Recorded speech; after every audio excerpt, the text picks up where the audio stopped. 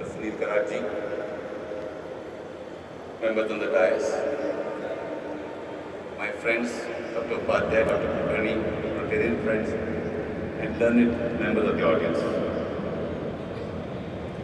I will be speaking from a very limited knowledge perspective of mine, and hence I am open to any suggestions and corrections. And I am limiting my talk to our topic, which I have worded as Science and Spirituality, a Continuum of Cosmic Knowledge. And for this, I will draw upon some contemporary writings. To illustrate why I have worded this topic as like this, let me begin with a very short story. It's called Genome. A couple of years back, I was making a video production film on a scientist who is supposed to be the greatest international scientist on genome research. He kept talking about his research on genome, and it came to a point where it was ending. So I asked him a wrap-up question. So what do you think science will finally find at the end of genome research? My question was, sir, what do you think science will find at the end of genome research? You know what he did? He had a nameplate in front on his table like this with his name. He turned it in the opposite direction, which I had not seen. And on that side was written a very mystical word. It was written Genome. I said, what do you mean, sir?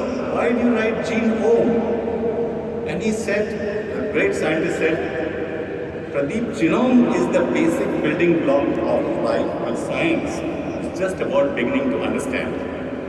But our wise sages in ancient days had understood this, perhaps as the manifestation of the divine vibration, which they call as Om.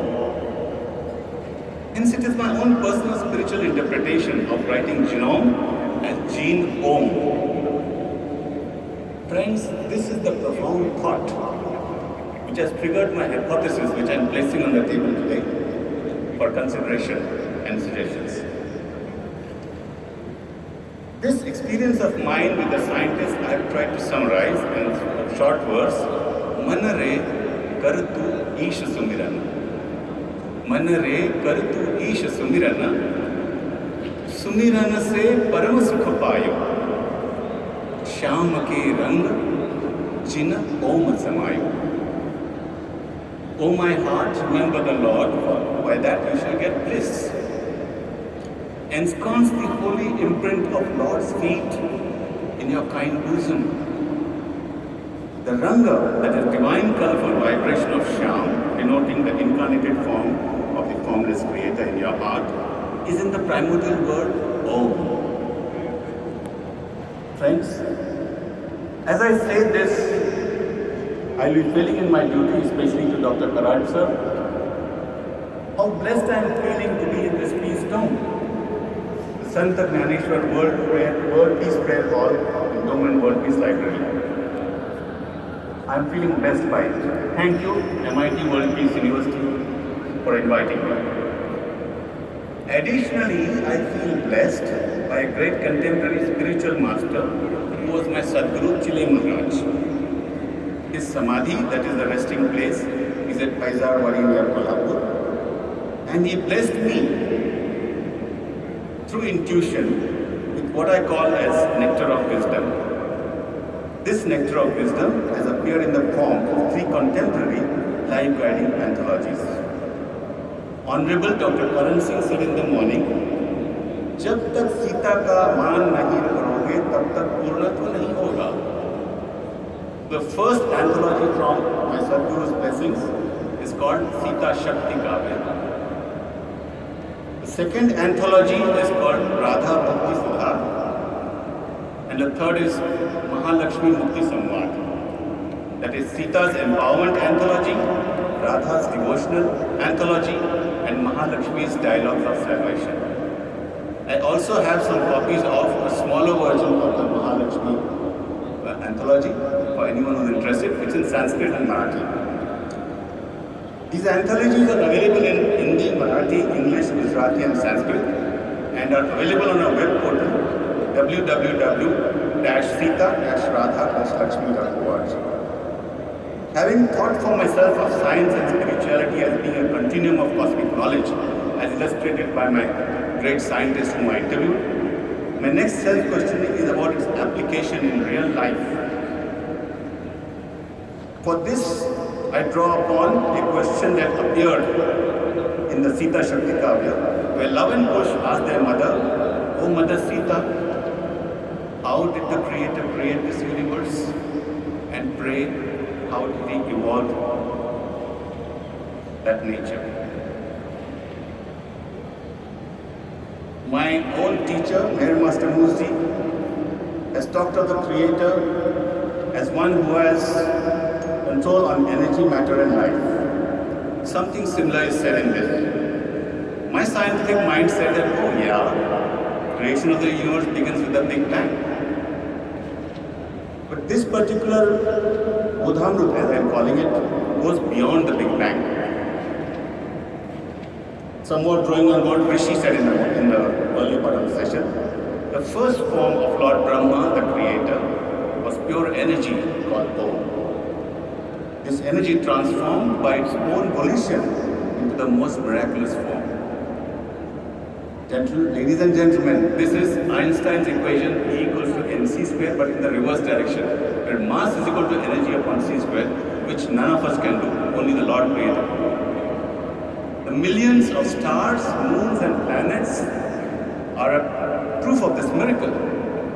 This cosmos extends into space infinite and also time eternal. The Lord chose to plant a seed, His own energy at a dateless age, to nourish and enrich this wondrous nature, life then evolved from stage to stage. The glorious peak of evolution is man. The glorious peak of evolution is man. As if Mother Earth has at last found her own child, Shravan, the dutiful son. O Atma, soul, take this essence of life and recognize your roots, Paramatma. Ladies and gentlemen, this brings me to a question: what then is the difference between science and spirituality? An attempt is made to answer in one of the anthologies here, but it says that the limit of man's knowledge at a particular time about the creation is called as science. Someone rightly said that science is based on experimentation. But that which is personal, that which has no limitation of time, that which is infinite, that limitless knowledge, ladies and gentlemen, is being referred to here as Atma Jnana or spiritual knowledge. The manifestations of science are widely well discussed, while that of Atma Jnana, that is spirituality, are limited to one's own self. Then how can there be research papers for this?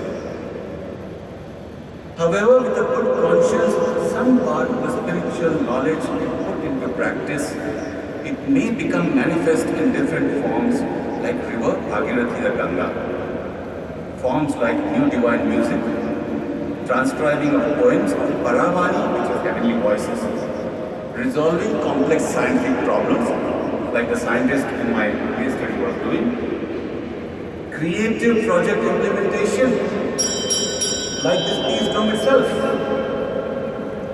and unimaginable experiences. But all of this spirituality comes with a rider.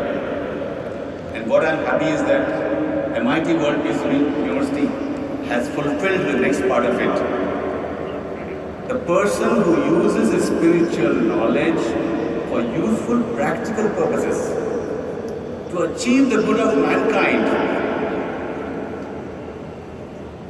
he will be eligible for divine grace. He will be eligible for divine grace. Know this for sure. Know this for sure. My paper is written. Thank you. My paper